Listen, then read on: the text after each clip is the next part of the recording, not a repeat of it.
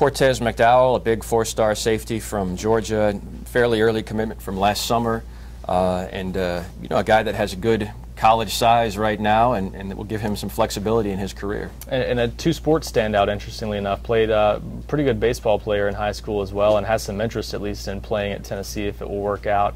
We've seen that talked about before. It doesn't always happen, but certainly a guy who's talked with Dave Serrano and his staff about also playing baseball. But I think he's a guy who projects as you know, an impact player of some sort in his career at Tennessee. You know, whether it's immediate or down the road, but I think you know, could grow into a linebacker maybe in a couple of years, just depending on how he develops, coming in at around 200 pounds. But already, like you said, good safety size for a guy coming out of high school. And one of potentially 3 safeties in this class, so maybe a little bit easier for him to move to linebacker if that were to happen. But still a guy who could come in, I think, at least help on special teams right away and maybe become a starter down the road. And we saw that a lot in 2013. Even guys that didn't have a role in the rotation were given a large role in special teams, and Cortez McDowell is one of a number of guys that you could see that have the athleticism and the frame to immediately factor in on special teams play. No doubt, and this is one of the rare cases that shows the depth of this class. A top 247 prospect, a really highly ranked guy who maybe doesn't come in having a